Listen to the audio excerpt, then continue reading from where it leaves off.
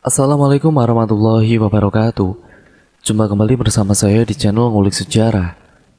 Pada kesempatan kali ini saya akan kembali lagi membacakan suatu kisah misteri yang berjudul Pernikahan Sedara Sumpah Keluarga. Cerita kali ini ditulis oleh Emak atau Desi Prayogo 1. Nantinya kalian juga bisa mengunjungi tweet beliau secara langsung ya teman-teman. Seperti biasanya saya akan mencantumkan linknya pada kolom deskripsi video kali ini. Yuk daripada kita lama-lama, kita langsung saja menuju ke ceritanya. Si penulis menuturkan demikian. Cerita ini aku dapatkan dari salah satu narasumber yang kebetulan adalah teman SMA aku sendiri. Dan dia minta untuk nama serta semua identitas orang-orang yang terlibat harus disamarkan. Jadi kemudian aku buat saja seperti ini. Mega sebagai narasumber, Pak Witno sebagai bapaknya Mega, Pak Adam sebagai bapaknya si wanita, dan kemudian Pak Purnomo sebagai bapaknya si laki-laki. Dan pemeran wanitanya namanya Preti. Dan kemudian Hanum sebagai lakon laki-laki, dan Mbak Putri sebagai seorang nenek. Itu tadi adalah lakon-lakon dalam cerita ini yang namanya aslinya sudah saya samarkan. Langsung saja kita simak ceritanya berikut ini ya teman-teman. Keluarga Mega pada dasarnya adalah keluarga kejawen. Dalam menjalani hidup sehari-harinya, mereka memegang teguh budaya Jawa. Eits, jangan mengjudge pilihan hidup seseorang. Bukan berarti Mega dan keluarganya tidak memiliki agama. Jangan salah, Mega dan keluarganya ini semuanya beragama Islam. Sebenarnya kalau dari sudut pandangku, keluarga Mega itu sama seperti masyarakat yang tinggal di tanah Jawa pada umumnya. Hanya saja warga sekitar tidak pernah nampak keluarga ini sholat berjamaah di musola sekitar. Ya bisa jadi sholatnya di rumah, wallahu alam. Awalnya keluarga ini baik-baik saja, sampai di hari itu ada sebuah berita yang membuat keluarga ini makin berantakan. Tapi sebelum masuk ke kejadian itu, kita kulik sedikit background tentang keluarga Mega. Keluarga ini hormat sekali kepada perintah Mbak Putri. Terlebih Mbak Putrinya, yaitu adalah sosok single mother yang sangat hebat di sudut pandang anak-anaknya. Apalagi semenjak eyang kakungnya telah meninggal dunia. Dan pada saat ini menurut sudut pandangku, keluarga Mega ini terkenal sebagai satu-satunya orang kaya di lingkungan tempat tinggalnya. Rumah Mega ini satu-satunya rumah yang berdiri paling besar dan paling mewah dari rumah-rumah lainnya. Tapi Mega dari pertama kali kenal sama aku, dia tidak ingin dianggap istimewa atau berbeda karena keluarganya. Jadi, kalau apa-apa ya nemblok saja gitu sama aku. Berasa seperti kasta kita itu sama, padahal bulan dan juga langit menurutku. Dan ini asli tidak aku rekayasa. Neneknya itu memiliki 7 orang anak, 4 orang cowok dan juga 3 cewek. Salah satunya adalah bapaknya Mega yaitu Pak Witno, selaku anak paling bungsu Mbah Putri. Lalu ada Pak Adam yang tidak lain adalah Pak D-nya Mega, sekaligus anak Mbah Putri nomor 4. Ada juga Pak Purnomo, juga Pak D-nya Mega dan anak Mbah Putri nomor 6. Serta ada Pak Tresno, anak nomor 1, dan juga ada Bu Wargiah, anak nomor 2, dan Bu Hanifah, anak nomor 3. Lalu kemudian Bu Kiem, anak nomor 5 Mbah Putri. Hanya saja 4 nama terakhir tidak aku sertakan, soalnya beliau-beliau sama sekali tidak terlibat dalam sebuah peristiwa yang akan kita bahas kali ini. Mungkin lebih enaknya, anak-anak dari 3 bapak-bapak yang aku sebutkan tadi kita rinci saja. Biar pas cerita tidak pakai nambahin embel-embel. Ini anak si ini atau ini anak si itu, dan lebih tepatnya begitu. Jadi kalian kemudian sudah tahu, oh ini anaknya Pak ini, dan juga lain-lain. Pertama-tama Pak Adam, anaknya beliau ada 4. Tante Lucy, Tante Priana, Tante Adinda, dan juga Tante Preti. Anak-anak Pak Purnomo ada 2, Tante Rianti dan juga Om Hanum. Anak-anak Pak Witno ada 3, Mega, dan juga Tisnu, yaitu adiknya Mega. Berhubung kejadian pada saat itu Tante Preti dan Om Hanum masih sama-sama berusia 21 tahun. Jadi dalam cerita tanpa mengurangi rasa hormat beliau, hanya aku saja sebutkan namanya tanpa titel Om atau Tante. Biar kita dibawa ke dalam cerita tersebut. Ya sudah, tanpa berlama-lama kita langsung saja masuk ke dalam ceritanya. Dan begitulah sedikit intermezzo dari cerita kali ini yang ditulis oleh si penulis. Jauh sebelum Mega lahir, tepatnya di tahun 1988, Preti dan Hanum yang saat itu usia beliau masih 21 tahun memutuskan untuk menikah. Padahal status mereka adalah saudara sepupu sedarah. Gimana tidak sedara, kan satu Mbak Putri. Mbak Putrinya Mega kini alhamdulillah masih diberi panjang umur dan sehat walafiat. Karena pada bulan Januari kemarin beliau merayakan syukuran di usianya yang sudah memasuki 98 tahun. Beliau masih sehat walau anak pertama, kedua dan ketiganya sudah meninggalkan beliau terlebih dahulu. Ada yang karena sakit sepuh, ada juga yang kena tabrak lari, dan ada yang bunuh diri. Lah, ini nanti ada yang spesial. Cerita mengenai budenya Mega yang bunuh diri, jadi tungguin aja ceritanya. Balik ke cerita. Preti dan Hanum memutuskan untuk menikah lantaran Preti telah berbadan dua. Entah sudah berapa usia kandungannya pada saat itu. Dengan segenap keberanian sebagai seorang laki-laki, Hanum mencoba mengantarkan maksud dan juga niatnya untuk melamar Preti di hadapan Pak Adam selaku bapaknya Preti. Preti yang mendengar tekadnya itu kemudian tidak bisa berbuat banyak. Dia tahu watak bapaknya seperti apa, dan pasti ada kemungkinan perlakuan bapaknya kepada Hanum seperti apa. Dia sudah bisa menebaknya tentunya. Apalagi mereka masih sedarah, sedangkan hal itu dianggap pamali atau aib di keluarganya. Akan tetapi tidak ada pilihan lain karena semuanya sudah terlanjur begitu. Dan benar saja, begitu Pak Adam mendengarkan semua pernyataan Hanum, beliau langsung naik pitam. Tapi beliau tidak ingin terlampau keluar batas. Beliau kemudian keret Hanum sampai menuju rumahnya. Sedikit informasi, rumah anak dari Mbak Putri ini letaknya tidak jauh dari rumah Mbak Putri sendiri. Ibaratnya masih dalam wilayah satu komplek, hanya beda atap saja. Sedangkan Pak Widno memilih untuk tinggal bersama Mbak Putri agar Mbak Putri ini tidak kesepian, tapi tetap memakai jasa babysitter untuk merawat beliau. Pak Purnomo yang melihat anaknya digeret-geret seperti itu sama Pak Adam ya juga marah. Terlebih keduanya memang ada masalah internal satu sama lain. Masalah bisnis Mbak Putri yang mana Pak Adam itu yang mendapatkan mandat dari Mbak Putri untuk mengelolanya tentunya. Padahal Pak Purnomo juga menginginkan posisi tersebut.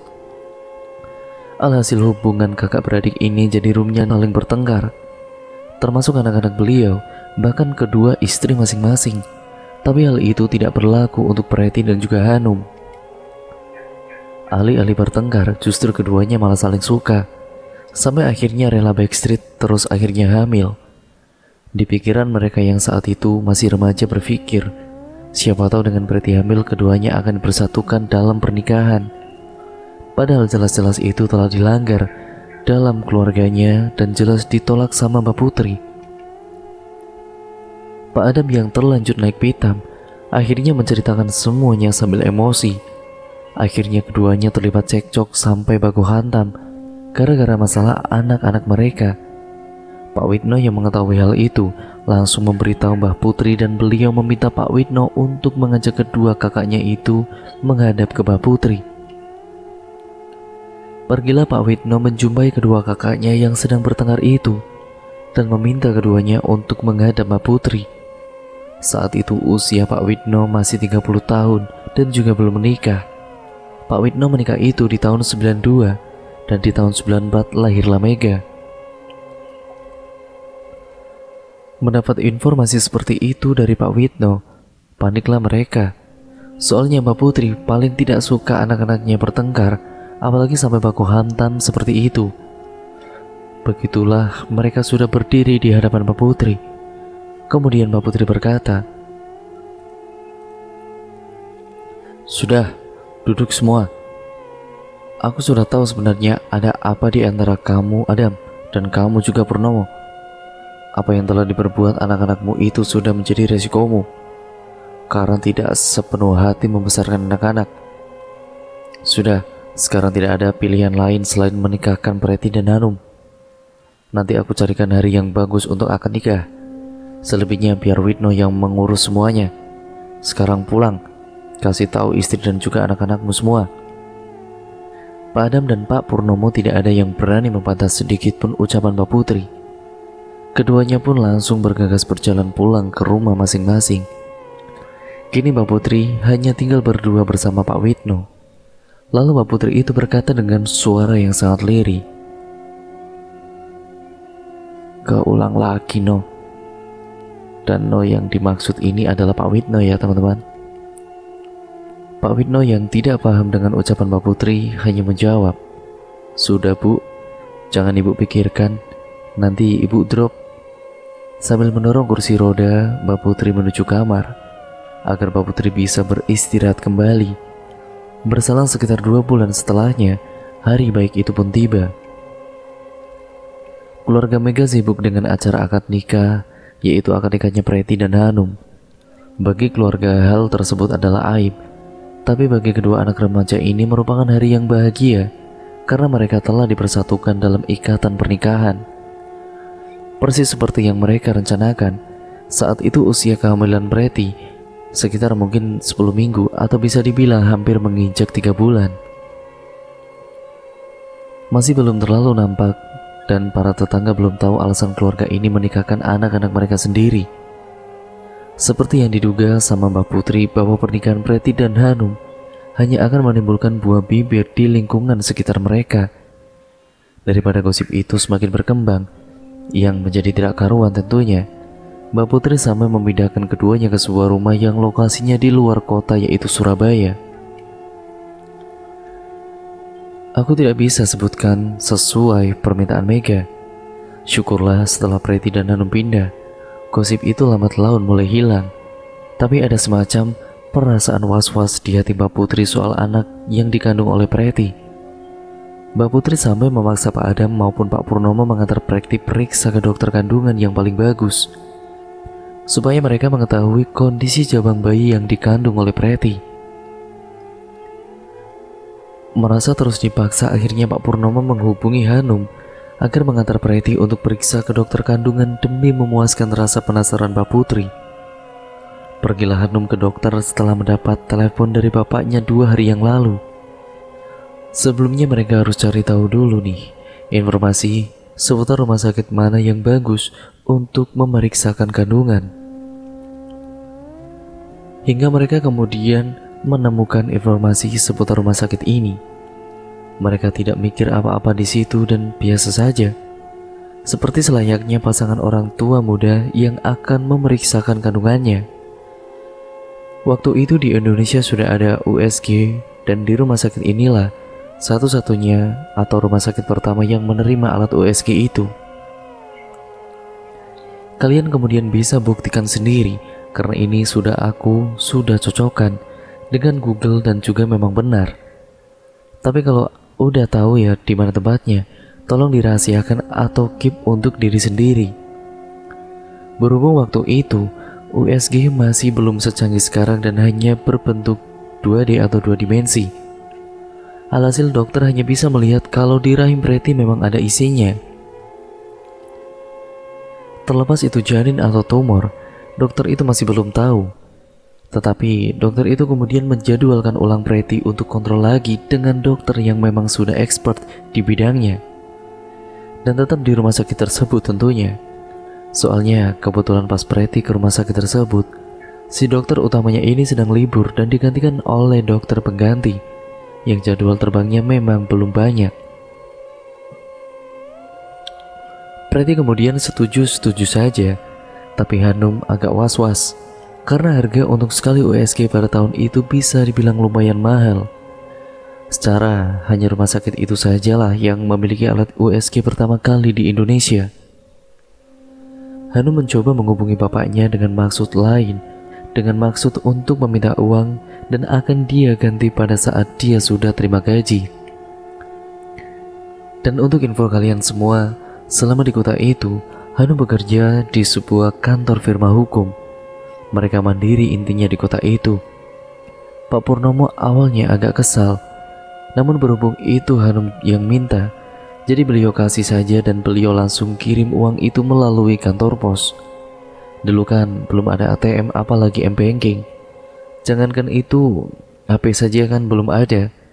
Dan salah satu caranya ia menyelipkan uang ke dalam sebuah surat. Sebenarnya beresiko hilang atau salah alamat. Alhamdulillah waktu itu sampai dengan selamat ke tangan Hanum.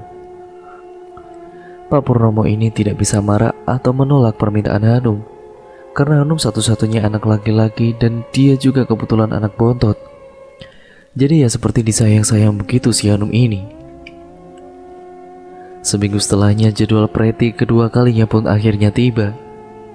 Mereka segera ke rumah sakit menggunakan angkutan umum. Setibanya di sana mereka pun mendaftar dan juga mengantri, hingga kemudian nama Preti pun dipanggil. Di dalam Preti langsung diperiksa oleh dokter yang benar-benar ahli dalam bidangnya tersebut.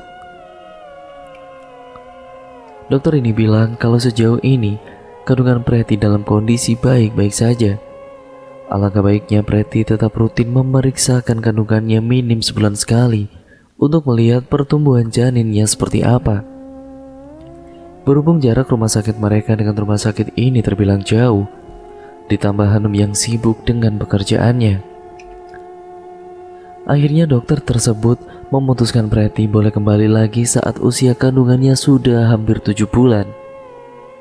Hal itu bisa diterima baik sama Preti maupun Hanum. Pulanglah mereka sambil membawa hasil USG yang kala itu masih hitam putih dan menonjolkan satu garis saja. Entah garis apa itu mereka tidak paham. Namun yang mereka tahu sesuai apa yang sudah disampaikan oleh sang dokter. Sang dokter itu mengatakan kalau garis itu merupakan sebuah garis yang memberitahu bahwa di rahim Preti ada bayinya dan tumbuh dengan baik. Sampai rumah mereka langsung memberitahukan kabar itu kepada keluarganya, dan keluarga yang mendengarnya juga tidak kalah bahagia. Pak Adam dan juga Pak Purnomo yang awalnya bertengkar kini jadi akur gara-gara berita itu. Satu-satunya orang yang nampak biasa saja kala itu adalah Mbak Putri. Mbak Putri pun berkata, "Jangan senang dulu, tunggu sampai bayi itu lahir." Dan kemudian sambil berjalan masuk ke arah kamarnya. Singkat cerita beberapa bulan pun berlalu dan kini usia kandungan Preti pun sudah menginjak 7 bulan. Hanum yang juga sudah memiliki penghasilan besar, sampai mereka sudah bisa membeli mobil untuk memudahkan mereka jadi ingin mengunjungi satu tempat. Pergilah mereka ke rumah sakit tersebut dan sembari memakai mobil itu. Seperti biasa mereka antri terlebih dahulu dan tidak lama kemudian nama Preti pun dipanggil, barulah mereka masuk ke dalam ruangan. Waktu dokter kembali memeriksa Preti, dokter ini berkata kalau Preti sepertinya akan melahirkan sedikit lebih cepat dari HPL. Dokter memperkirakan mungkin itu karena anak yang dikandung Preti beratnya tidak terlalu besar, jadi kemudian prosesnya lebih mudah. Tapi dokter ini tetap menganjurkan Preti untuk makan yang sangat banyak supaya berat bayinya lebih besar lagi. Takutnya kalau sampai HPL bayi Preti masih kecil BB-nya, kemungkinan akan prematur dalam kelahirannya. Preti pun sempat panik di situ. Hanum yang ada di samping Preti pun coba menenangkan istrinya itu dengan berkata, "Insya Allah semuanya baik-baik saja." Preti yang kemudian mendapat semangat seperti itu pun dari suaminya, ya akhirnya juga ikut kuat dan tetap terus bersemangat. Mereka juga tidak lupa memberi kabar kepada keluarga termasuk Mbak Putri. Lagi-lagi Mbak Putri yang mendapat berita itu biasa-biasa saja. Hingga saat usia kandungan Preti yang ke-8 bulan, tiba-tiba perutnya merasa sakit sekali. Ada semacam tangan yang tidak kasat mata yang sedang meremas perutnya di tengah malam. Entah saat itu masih jam berapa. Yang jelas masih di atas jam 3 subuh. Mungkin sekitar jam 1 atau jam 2 malam. Awalnya Pretty hanya merasa haus sekali. Jadi dia bangun dan berjalan menuju dapur. Karena memang seharian itu Pretty merasakan kalau dirinya itu dehidrasi sekali. Percaya atau tidak percaya, air 1 galon itu habis diminum oleh Pretty sendiri. Alhasil, seharian juga dia bolak-balik ke kamar mandi. Akan tetapi itu tidak membuat rasa dehidrasinya menghilang. Yang ada malah semakin haus. Sampai dia kerokotin es batu pada saat itu. Di pikiran keluarganya mungkin itu hanya gawan bayi, yaitu atau pembawaan bayinya saja. Secara setiap bayi kan gawannya itu beda-beda. Sampai pada saat Pretty selesai minum, dia merasakan perutnya seperti ada yang sedang meremas dengan begitu kuat. Saking sakitnya Pretty tidak kuat dan juga dia berteriak dengan kencang. Hanum yang awalnya tertidur pulas akhirnya langsung terbangun, menghampiri istrinya di dapur, dan dia melihat Pretty sudah bersimbah darah duduk di lantai. Kemudian langsung saja dia gendong Pretty masuk ke dalam mobil dan sesegera mungkin mereka pergi ke rumah sakit. Setelah mereka tiba di rumah sakit, yang dokter menangani Pretty pada saat itu mengatakan bahwa Pretty harus melahirkan detik itu juga demi menyelamatkan nyawa ibunya. Maksudnya yaitu si Pretty itu sendiri. Hanum sempat bertanya, kira-kira presentasi anaknya bisa selamat itu berapa persen? Dokter hanya menjawab tidak bisa memastikan. Tapi kalaupun anaknya bisa selamat berarti itu merupakan miracle baby dan juga prematur. Hanum yang juga mencoba memahami perkataan dokter itu pun akhirnya mengerti. Dan dia hanya meminta agar sang dokter melakukan apapun, asal itu yang terbaik untuk istri maupun anaknya. Mulailah Pretty melahirkan secara operasi karena usia kehamilannya saat itu pun baru genap 8 bulan. Keluarga yang ada di rumah mendapat informasi tersebut dari telepon itu, juga ikut panik dan juga khawatir tentunya. Mbak Putri yang mendapat kabar itu memilih untuk berdiam diri di rumah, sedangkan yang lain mengadakan semacam ruatan tengah malam.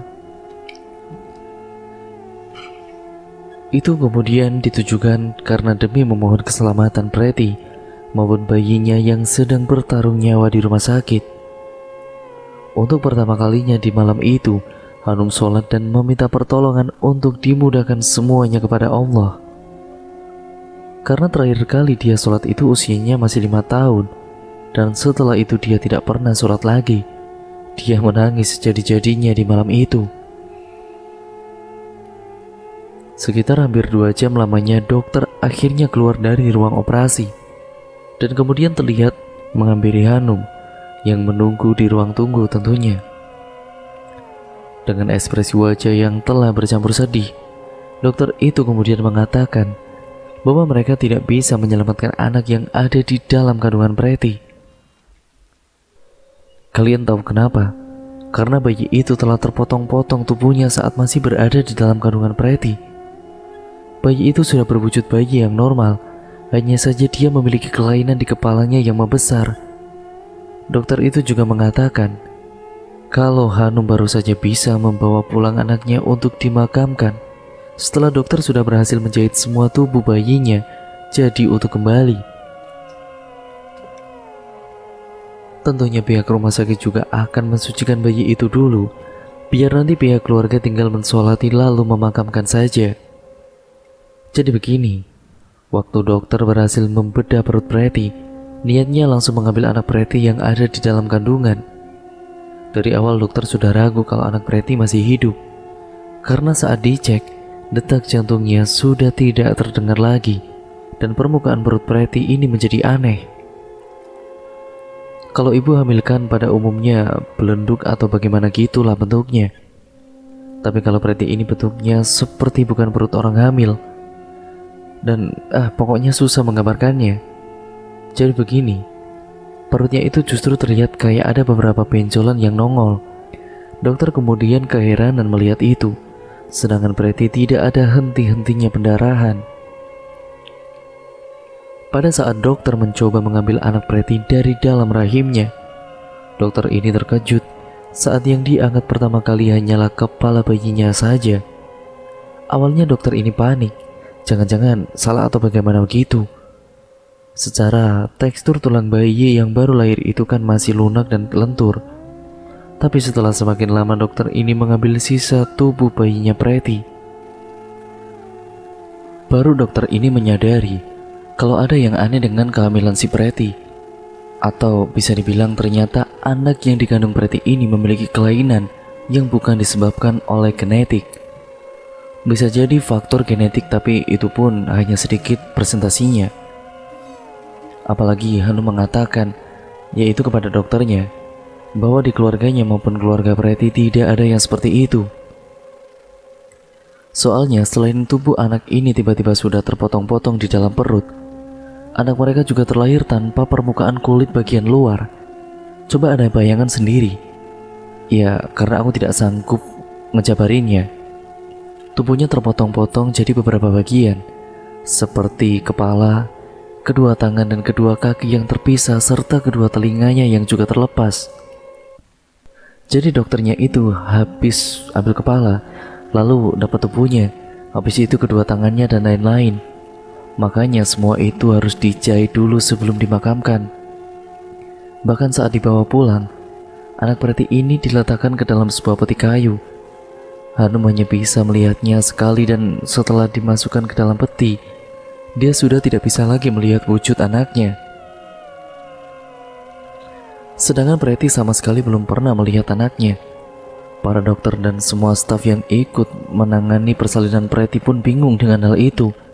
Pertanyaannya, kok bisa? Hingga 4 jam setelahnya Preti sudah sadar dari obat biusnya.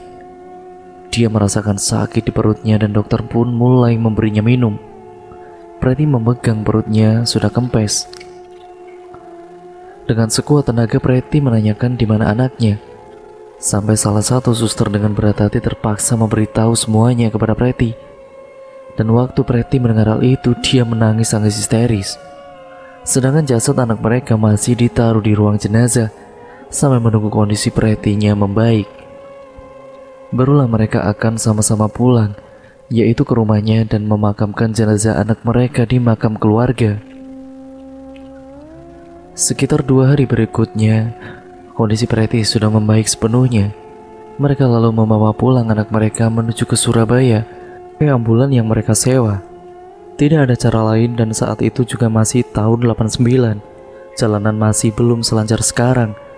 Mereka harus melewati hutan belantara dan jalanan perkampungan warga. Selama perjalanan, mereka juga stop jalan juga sampai ke Surabaya. Untung sopir ambulan yang membawa mereka waktu itu benar-benar seorang sopir yang siaga. Meski selama perjalanan mereka berjumpa dengan banyak sekali hal-hal ganjil, salah satunya kuntilanak yang mengikuti sepanjang perjalanan mereka, serta tangisan bayi yang kencang sekali. Tapi mereka mencoba fokus dan tetap fokus tentunya, serta menganggap semua itu hanyalah halusinasi belaka. Entah kenapa, lama perjalanan yang mereka tempuh saat itu, kini tibalah mereka di depan rumah Mbak Putri. Kedatangan mereka disambut dengan beragam isak tangis. Preti turun dan langsung memeluk ibunya sambil menangis-nangis sampai pingsan. Sedangkan keluarga yang lain mengurus pemakaman anak pertama Preti dan Hanum yang diberi nama Effendi Putra Hanum. Anehnya, Mbak Putri malah meminta semua orang untuk mengambil jasad anak Preti supaya tidak dimakamkan bersama peti. Apa mau dikata, keluarga tidak bisa menolak permintaan dari Mbak Putri. Terus kemudian sopir ambulannya diminta untuk istirahat di salah satu rumah tamu sebelum balik lagi. Balik lagi ke pemakaman anak Preti. Setelah peti itu terbuka, Mbak Putri berjalan pelan-pelan menghampiri peti itu. Lalu kemudian beliau mengangkat jasad anak Preti yang sudah terbungkus kain kafan sembari berkata, "Anak ganteng, ini jadi korban keegoisan orang tuanya sendiri. Anak ganteng ini jadi tidak salah apa-apa. tapi dibunuh sampai seperti ini. Semua orang yang ada di situ tidak ada yang berani berkomentar apa-apa, dan hanya memandang Mbah Putri yang menggendong jasad anak Preti seolah sedang menimang-nimang bayi. Beliau juga menyanyikan sebuah lagu yang konon juga digunakan untuk menidurkan anak bayi pada waktu itu, yaitu Tak Lelo Lelo Ledong. Makin keheranan juga kan keluarga melihat gelagat Mbah Putri itu. Tapi tidak ada saja yang juga berani berkomentar macam-macam. Setelah itu Mbah Putri meletakkan jasad anak Preti di atas sebuah dipan kecil yang sudah ditaburi aneka bunga, seperti sepasang bunga kantil, mawar merah, melati dan kenanga dalam jumlah yang begitu banyak.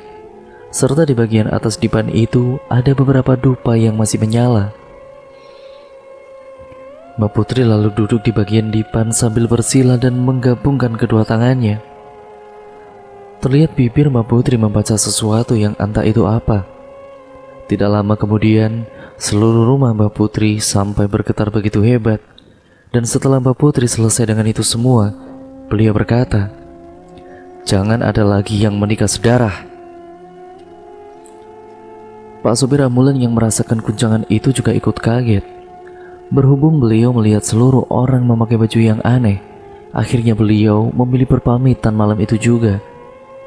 Gimana gak aneh, karena pada saat itu semua keluarga memakai baju-baju kejawen, seperti abdi dalam gitu, dan hanya Preti dan juga Hanum yang tidak memakai baju seperti itu. Mereka pun kemudian bermalam di rumah Mbah Putri bersama jasad anaknya Preti yang sudah mengeluarkan sedikit bau. Hingga tepatnya jam 6 pagi, jasad anak Preti mulai dimakamkan di belakang rumah Mbah Putrinya. Tidak ada yang tahu kenapa seperti itu, tapi menurut ceritanya bapaknya Mega, itu semua dilakukan sesuai dengan perintah dari Mbah Putri. Preti dan juga Hanum yang masih berduka memutuskan untuk tinggal di situ. Ya, dia tidak kembali lagi ke kota tersebut. Sampai Hanum rela resign kerja dan ikut mengurus usaha keluarganya. Kalau Mega ini punya semacam usaha yang mohon maaf tidak bisa aku sebutkan. Gosip seputar Preti dan juga Hanum mulai menyeruak kembali, tapi mereka enggan menanggapi dan memilih memperbaiki semuanya. Sampai kemudian berselang sekitar 4 bulan, Preti dikabarkan hamil kembali. Saat diperiksakan, kemungkinan usia kehamilan tersebut, yaitu yang keduanya, saat itu sudah memasuki 2 bulan. Semua keluarga menyambut dengan sukacita. Akan tetapi Mbak Putri satu-satunya orang yang lagi-lagi tidak suka dengan berita itu. Mbak Putri malah marah-marah. "Harusnya kamu mencegah jangan sampai anakmu hamil. Tahu tidak kamu?" ucap Mbak Putri kepada Pak Adam. Pak Adam juga sudah memberitahu Preti dan juga suaminya Hanum. Tapi apa daya kalau Allah sudah berkehendak. Semenjak itu Mbah Putri terlihat murung dan jarang sekali berbicara. Sesekali berbicara hanya membahas hal-hal yang penting seputar usaha beliau yang sudah beliau rintis dari nol. Selebihnya beliau hanya berdiam diri di kamarnya sambil mendengarkan sebuah radio. Peristiwa keguguran Preti kembali terjadi. Naasnya, kini usia kandungannya masih baru 4 bulan saja. Preti merasakan kesakitan yang sangat amat luar biasa. Sama saat dia keguguran anak pertamanya. Perutnya sakit seperti ada tangan yang tidak kasat mata sedang meremas perutnya. Sampai dia kelesotan di lantai saking sakitnya. Berhubung pada saat itu Preti tinggal jadi satu dengan keluarganya. Jadi banyak orang yang membantu secepat mungkin membawa Preti ke rumah sakit. Kebetulan ada sebuah rumah sakit yang letaknya tidak jauh dari rumah mereka. Setibanya di rumah sakit, dokter langsung mengambil alih semuanya. Sampai salah satu dokter pun berkata, "Saya perlu tanda tangan suaminya untuk proses kiret, atau nyawa ibunya juga tidak akan selamat." Mendengar itu tidak pakai menunggu lama, Hanum langsung tanda tangani semua berkas agar dokter itu bisa segera menyelamatkan nyawa Hanum. Proses kiret tidak berlangsung lama waktu itu. Lalu ada salah satu suster yang memanggil Hanum untuk masuk ke ruang bersalin. Dan tidak tahu mau ngapain aja. Pokoknya Hanum keluar sudah sambil memegang sebuah kain tebal yang di dalamnya ada seonggok daging yang begitu kecil, dan itu tidak lain adalah janin atau anak kedua yang dikandung sama Pretty. Janin itu sudah berbentuk walau hanya berupa semacam ukiran, dan itu pun belum sempurna, tapi janin itu pernah hidup di dalam perut Pretty. Dokter kemudian memberi tawaran dan Hanum memilih memakamkan janin tersebut di samping makam anak pertamanya lebih tepatnya. Dengan isak tangis, Pretty pun ditenangkan oleh dokter dan dibawa ke ruang rawat inap. Berat rasanya bagi Pretty menerima keguguran untuk kedua kalinya. Mentalnya kemudian drop sekali waktu itu, dan dokter menyarankan agar Pretty jangan dulu hamil selama 1 tahun, sampai kondisi rahimnya benar-benar membaik secara optimal. Sebagian keluarga menjaga Pretty di rumah sakit dan sisanya mengurus pemakaman anak keduanya Pretty. Mbak Putri lagi-lagi bersikap aneh. Beliau bersikap sama seperti saat proses pemakaman anak pertamanya Pretty. Cerita langsung aku percepat ya teman-teman. Sampai kemudian 1,5 tahun lamanya dokter menyatakan bahwa Pretty hamil kembali. Dan itu kemudian merupakan anak ketiganya. Tepatnya di tahun 1991 bulan Februari. Sama seperti anak pertama dan keduanya, anak ketiga Pretty tidak selamat dan dia keguguran saat kondisi janinnya masih 2 bulan. 6 bulan kemudian Pretty hamil lagi anak keempat, dan sama seperti anak-anak di sebelumnya, anak keempatnya ini harus keguguran di usia kehamilan yang 5 bulan. Dan kemudian semua anaknya itu dikuburkan secara berdampingan serta diberi nama Wiji yang arti biji. Itu semua kecuali anak pertamanya. Soalnya yang anak pertama kan sudah tahu jenis kelaminnya apa, sedangkan anak yang kedua dan juga sampai yang keempat belum tahu jenis kelaminnya itu apa. Jadi kemudian anak-anaknya itu diberi nama Wiji 2, Wiji 3 dan juga Wiji 4. Akhirnya setelah kegugurannya yang keempat, Pretty memilih untuk tidak hamil dulu dan mengistirahatkan rahimnya dalam beberapa waktu. Sampai di tahun 93, Pretty hamil bersamaan dengan ibunya Mega yang sedang mengandung dirinya. Mungkin hanya beberapa bulan dan juga duluan tantenya yang hamil. Namun selama kehamilan baik-baik saja. Sampai di usia kehamilan yang ke-7 bulan, Pretty merasakan kembali sakitnya di prekes oleh sesuatu yang tidak kasat mata. Karena dia tidak ingin anaknya keguguran lagi. Sambil menahan rasa sakit, dia berjalan ke kamarnya untuk mengambil sebuah tasbih.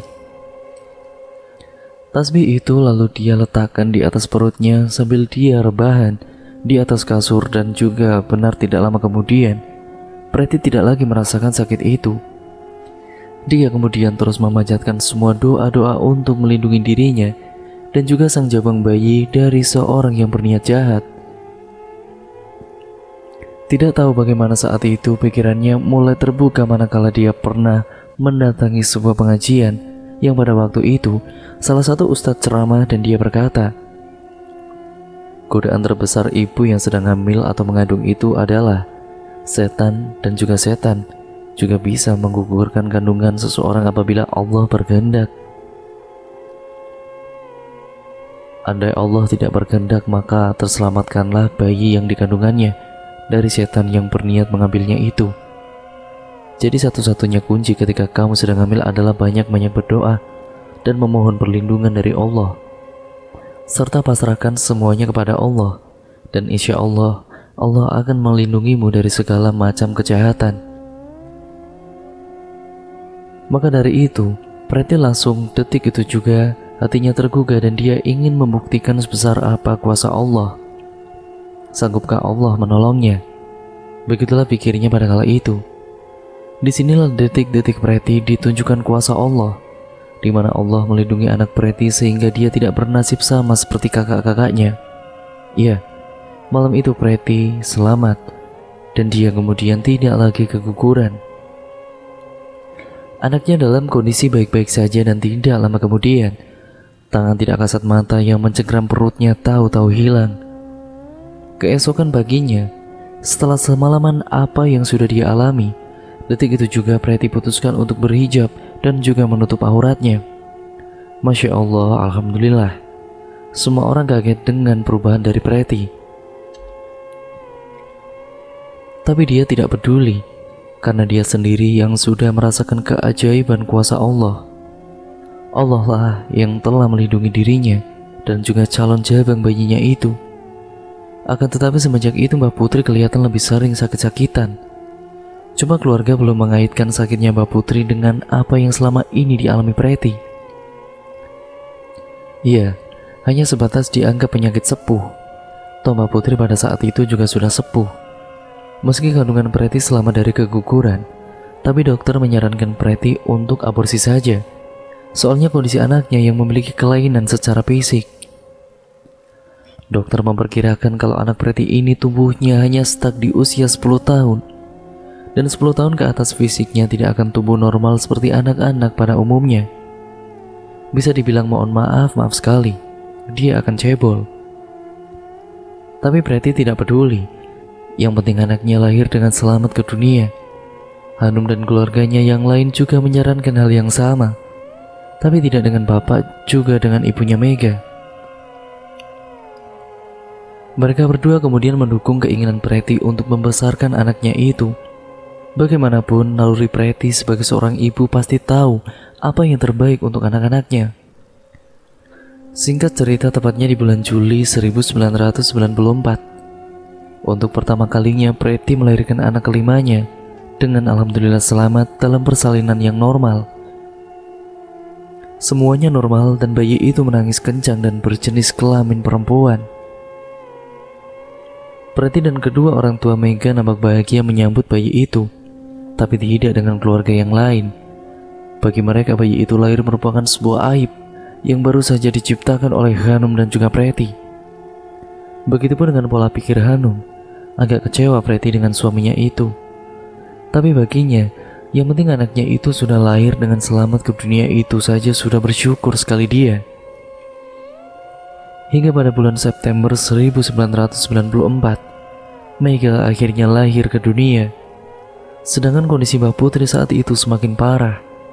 Beliau lebih sering memutahkan kembali makanannya, hanya rebahan di kasur dan tubuhnya nampak pucat. Sampai perlahan-lahan semua fakta mulai terungkap.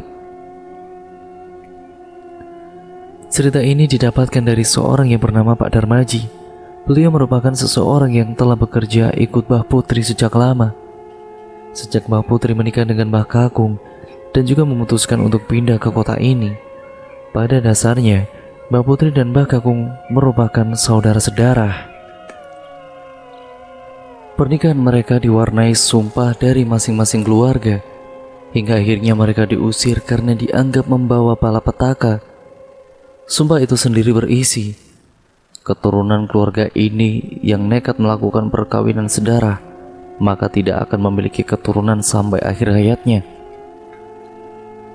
Kalaupun bisa hamil, maka anak yang dikandungnya tidak akan pernah terlahir di dunia.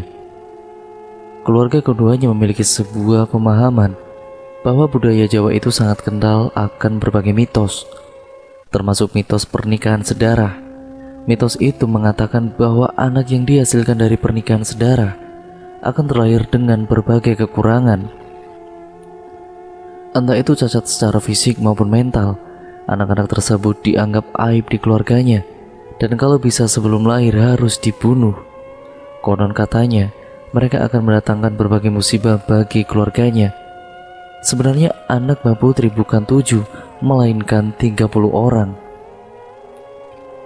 23 diantaranya tidak ada yang selamat, karena kehamilan Mbak Putri selalu disertai dengan kekuatan gaib yang tahu-tahu membuat bayi di kandungan Mbak Putri menjadi hancur, hingga beliau kemudian sering sekali keguguran.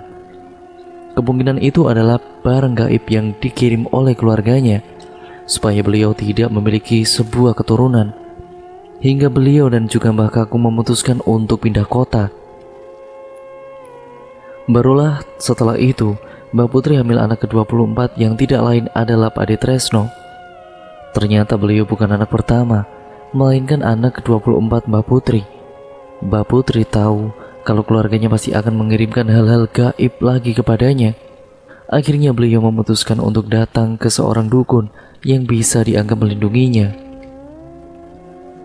Dukun itu menyanggupi permintaan Mbah Putri asal Mbah Putri bersumpah akan selalu memberikan sesajen kepada sosok yang menjaganya. Sesajen itu berupa ayam cemani 1 ekor utuh, darah ayam cemani itu 1 gelas belimbing, dan juga telur ayam kampung sebanyak jumlah anak yang diinginkan yang hadir di kehidupan Mbah Putri. Serta ada 1 gelas air cucian beras, beberapa batang padi yang sudah mengering, dupa, arang, aneka bunga-bungaan dan kurungan ayam yang sudah dihias serta di dalamnya diletakkan berbagai wajik dengan aneka warna. Persis seperti wajik-wajik yang ada di acara Tedak Sinten kalau kalian tahu. Semua itu harus disiapkan di 1 hari khusus yang tidak bisa aku sebutkan. Soalnya hari itu merupakan weton atau hari kelahiran berdasarkan kalender Jawa, semua anak-anak Mbah Putri tentunya. Jadi anak-anak beliau itu wetonnya sama semua, hanya beda tahun. Mbah Putri juga meletakkan 7 butir telur setiap ritual sesajennya, dan benar Mbah Putri bisa hamil sebanyak 7 kali, sesuai apa yang beliau harapkan. Anak-anaknya tumbuh normal dan sehat seperti anak-anak yang lain. Mereka tidak ada yang cacat secara fisik maupun mental. Bahkan anak-anaknya tumbuh sehat dan mulai mengarungi bahtera rumah tangga satu persatu. Dukun itu hanya minta agar tidak lagi terjadi pernikahan sedarah. Karena andai itu terjadi kembali, maka sumpah keluarganya akan berlaku lagi. Hingga tahun 2010, Mbah Kakung meninggal dunia karena serangan jantung. Sejak itu Mbah Putri hidup seatap sama Mega dan kedua orang tuanya. Sedangkan anak-anak Mbah Putri yang lain memilih membangun rumah masing-masing sendiri. Perkataan dukun itu benar dan terbukti walau Mbah Putri sudah tidak memiliki siapapun. Tapi beliau hidup damai bersama anak-anak yang telah beliau perjuangkan. Wallahu alam, percaya atau tidak, itulah faktanya. Akan tetapi Mbah Putri merasa dirinya kok tidak kunjung dipanggil. Maksudnya meninggal dunia sampai usia beliau ke 98 tahun ini. Meski diberi umur panjang, beliau ini selalu minta untuk segera meninggal dunia karena beliau sudah tidak bisa menahan sakit di tubuhnya. Sering sekali beliau teriak kesakitan sampai menangis. Katanya tulang-tulang beliau kayak remuk rasanya. Terus kemudian punggung beliau itu sudah sangat sakit sekali, dan juga yang lainnya. Keluarga tidak bisa berbuat apa-apa dan hanya bisa mendoakan supaya Mbah Putri mendapatkan yang terbaik untuk hidupnya. Kembali ke cerita. Intinya beliau mendatangi dukun itu bukan untuk pesugihan atau kekayaan, tapi beliau ingin perlindungan. Tetapi beliau ingin meminta perlindungan supaya ketika beliau hamil kembali tidak terkena sumpah atau kutukan keluarganya lagi. Sayangnya beliau berlindung ke jalur yang salah. Akibatnya beliau seperti sekarang. Benar anak yang beliau harapkan lahir dengan sempurna, tapi hidup beliau tersiksa di hari tuanya. Itulah alasan kenapa anak-anak Mbah Putri tidak pernah tahu keluarga besar Mbah Putri maupun Mbah Kakung. Kalau tidak diberitahu cerita ini sama Mbak Darmaji, ya karena Mbah Putri dan Mbah Kakung diusir sama keluarga mereka sendiri tentunya. Mereka sudah tidak dianggap keluarga, tapi sumpah itu terus mengikuti mereka hingga membuat keduanya menempuh ke jalan yang salah. Kini sumpah itu dibangkitkan kembali di dalam pernikahan Preti dan Hanum. Anak Preti tumbuh sesuai dengan apa yang sudah diprediksi oleh dokter. Kini usia anaknya Preti sudah umur 27 tahun. Masih belum menikah dan baru lulus gelar S2-nya. Cuma ya begitu, ukuran tubuhnya seperti anak 10 tahun. Panggil saja anak Preti ini bernama Cindy.